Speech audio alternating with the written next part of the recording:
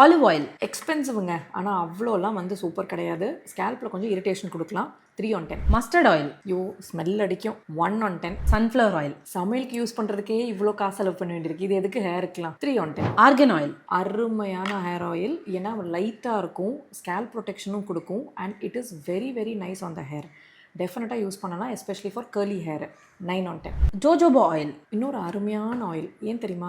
இது ஸ்கேல்போட sebum composition மாதிரியே இருக்கிறதுனால ஸ்கேல்பில் ஒரு நேச்சுரல் ஆயில் மாதிரியே வந்து உங்கள் ஸ்கேல்ப் இரிட்டேஷனையும் குறைக்கும். ஆன்டிபாக்டீரியல் ஆன்டிஃபங்கலும் இருக்குது. Very good product. Can use. 9 on 10. Coconut oil easily available, affordable, நல்ல ஆப்ஷன். ஆனால் கம்மியாக யூஸ் பண்ணுங்கள். ஒரு 15 நிமிஷம் ஹேரில் மாத்திரம் வச்சு வாஷ் பண்ணிவிடுங்க. பிம்பிள்ஸ் அதிகமாக இருந்தாலோ டேண்ட்ரஃப் இருந்தாலோ யூஸ் பண்ணாதீங்க. 8 on 10. ஆல்மண்ட் ஆயில் ரொம்ப வந்து டீப் பெனிட்ரேஷன்லாம் ஹேரில் பண்ணாதுங்க. மேலாப்பில் இருந்து கொஞ்சம் ஷைன் கொடுக்கும். ஓகே. 6 on 10.